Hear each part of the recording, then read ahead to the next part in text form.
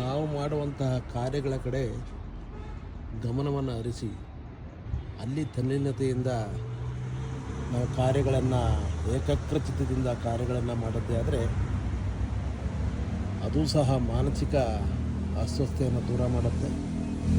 ಅದು ಸಹ ಧ್ಯಾನದಲ್ಲಿ ಮೊದಲಿಗೆ ಅದು ಬರುತ್ತೆ. ಪ್ರತಿಯೊಬ್ಬ ವ್ಯಕ್ತಿಯೂ ಸಹ ಕೃಷಿಯನ್ನು ಮಾಡುವಂಥ ರೈತ ತಲ್ಲೀನತೆಯಿಂದ ಧ್ಯಾನಸ್ಥನಾಗಿ ಕೃಷಿಯನ್ನು ಮಾಡ್ತಾನೆ. ಅಲ್ಲಿ ಸುಂದರವಾದಂತಹ ಬೆಳೆಗಳು, ತರಕಾರಿಗಳು, ಕಾಳುಗಳು, ಮನುಷ್ಯನ ತಿಂದು ಶಕ್ತಿಯನ್ನು ಪಡ್ಕೊಳ್ಳೋಕ್ಕೆ ಬೆಳೆಯುವಂಥ ಬೆಳೆಗಳೆಲ್ಲ ತಲ್ಲೀನತೆಯಿಂದ ಧ್ಯಾನಸ್ಥನಾಗಿ ಕಾರ್ಯ ಮಾಡ್ತಾನೆ.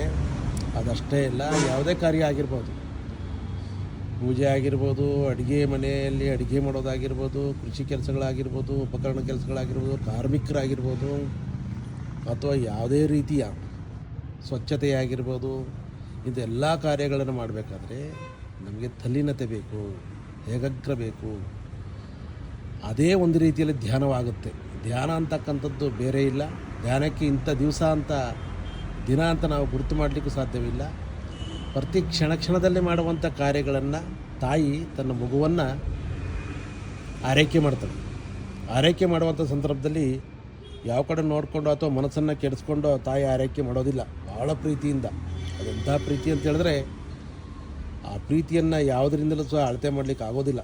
ತಾಯಿಯ ಪ್ರೀತಿಯನ್ನು ಆ ತಾಯಿ ತನ್ನ ಮಗನಿಗೆ ಮಾಡುವಂಥ ಒಂದು ಏನು ಆ ಪ್ರೀತಿ ಇದೆಯಲ್ಲ, ಅದು ಧ್ಯಾನ. ಕೃಷಿಯನ್ನು ಮಾಡಬೇಕಾದ್ರೆ ರೈತ ಆ ಭೂಮಿಯನ್ನು ಹಸನ ಮಾಡಿ ಗಿಡವನ್ನು ಹಾಕಿ ಬೆಳೆಯುವಂಥದ್ದು ಅದು ಧ್ಯಾನವಾಗುತ್ತೆ. ಒಬ್ಬ ಕಾರ್ಮಿಕ ತನ್ನ ಕಾರ್ಯಗಳನ್ನು ಮಾಡಬೇಕಾದ್ರೆ ಮಾಡುವಂಥ ಕ್ರಿಯೆ ಇದೆಯಲ್ಲ, ಕೆಲಸ ಇದೆಯಲ್ಲ, ಅದು ಸಹ ಧ್ಯಾನವಾಗುತ್ತೆ. ಒಬ್ಬ ವಾಹನ ಓಡಿಸುವಂಥ ಚಾಲಕ ತನ್ನ ಏಕಾಗ್ರ ಚಿತ್ತದಿಂದ ಗಾಡಿಯನ್ನು ಓಡಿಸುವಂಥದ್ದು ಸಹ ಧ್ಯಾನವಾಗುತ್ತೆ. ಇದರಿಂದ ಏನು ಅಂತ ಹೇಳಿದ್ರೆ, ಧ್ಯಾನಗಳಿಂದ ನಮಗೆ ಸಿಗುವಂಥದ್ದು ಏನು ಅಂತ ಹೇಳಿದ್ರೆ ನೆಮ್ಮದಿ ಅಂತಕ್ಕಂಥದ್ದು ಬೇಕಾಗತ್ತೆ.